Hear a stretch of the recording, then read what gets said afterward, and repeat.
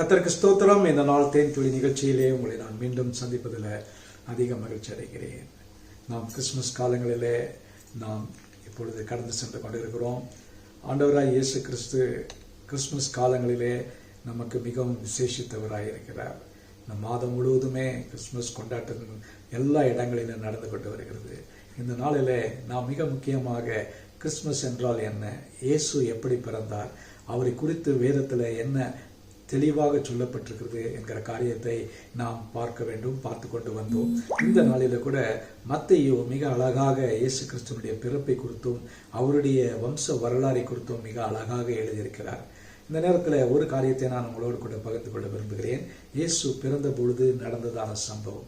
அவர் இந்த நேரத்தில் யோசேப்பு என்கிறவர் ஒருவர் மரியாளுக்காக நியமிக்கப்பட்டிருந்தார். மத்தேயு 1ஆம் அதிகாரம் 1 18வது வசனத்திலிருந்து நாம் பார்க்கிறோம்.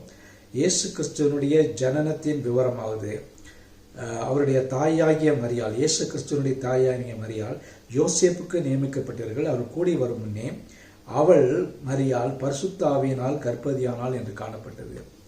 இந்த இடத்துல பாருங்க, இந்த ஒரு வசனம், இயேசு கிறிஸ்து அவருடைய தாயார் கர்ப்பவதியானாள். ஒரு கணவன் மனைவி உறவு இல்லாமல் அவர் கர்ப்பவதியானாள் என்று இந்த இடத்துல பார்க்கிறோம். எப்படி என்று சொன்னால், பரிசுத்த ஆவியானவரால் அவள் கர்ப்பவதியானால் அந்த கரு உருவாயிற்று என்று பார்க்கிறோம். இது உலகத்துக்கு ஏற்புடையது அல்ல. ஒரு பெண் திருமணமாவதற்கு முன்பாக கருத்தரிப்பாள் என்று சொன்னால் அவளை மிக வித்தியாசமாகத்தான் வேற கோணங்களிலே பார்ப்பார்கள். இப்படியாக இந்த தற்காலிக உலகத்தில் பார்க்கும் பொழுது அவர்களுக்கு கொடுக்கப்படுகிற பெயர்கள் வித்தியாசம். அதை நாம் சொல்ல விரும்பவில்லை. மரியாளுக்கு அப்படிப்பட்டதான் அவ பெயர் வந்தது. அந்த நேரத்தில் யோசேப்பு இதை அறிந்த பொழுது அவளை ரகசியமாய் தள்ளிவிட மனது கொண்டான் என்று எண்ணம் கொண்டான் என்று பார்க்கிறோம். அவர்கள் கூடி வருவதற்கு முன்பாகவே இந்த சம்பவம் நடந்து விட்டது. அந்த நேரத்தில் யோசேப்பு அவன் ஒரு நீதிமான இருந்தபடியினாலே அவன் தள்ளிவிட மனதாக இருந்தான்.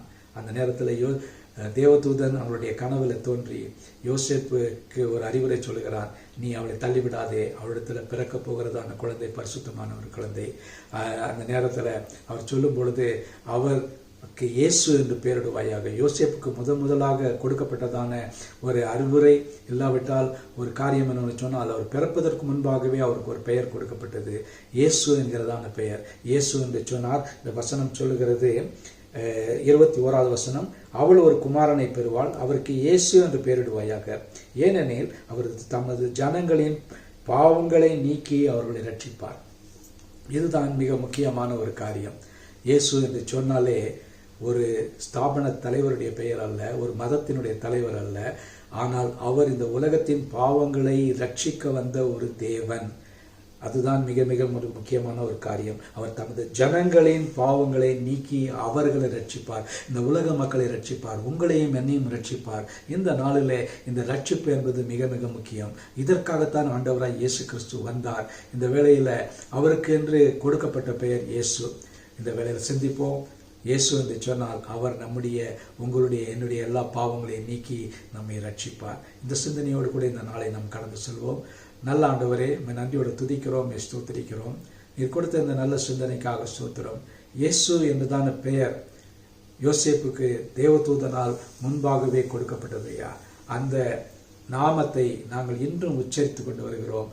இயேசு என்று சொன்னால் அவர் உலக இரட்சகர். எங்களுடைய பாவங்களை எங்களுக்காக இந்த உலகத்திலே நீக்கி ரட்சிக்க வந்த தேவன் என்பதை அறிகிறோம். ஆண்டவரே, இப்படிப்பட்ட ஒரு ஸ்லாக்கியத்தை நாங்கள் பெற்ற மக்களாக இருப்பதற்காக ஸ்தோத்திரம். ஆசீர்வதிங்க. இந்த நாளை எங்களுக்கு ஆசீர்வாதம் தர வேண்டுமா ஜெபிக்கிறோம். இந்த கிறிஸ்துமஸ் காலங்களிலே நீர் எங்களோடு கூட இருக்க வேண்டுமா ஜெபிக்கிறோம். இந்த சிந்தனையோடு கூட நாங்கள் கடந்து செல்ல கிருபை செய்யுங்க. மீட்பர் இயேசுவின் நாமத்தில் ஜெபிக்கிறேன் நல்ல பிதாவே. ஆமேன், ஆமேன். கர்த்தர் உங்களை ஆசீர்வதிப்பாராக.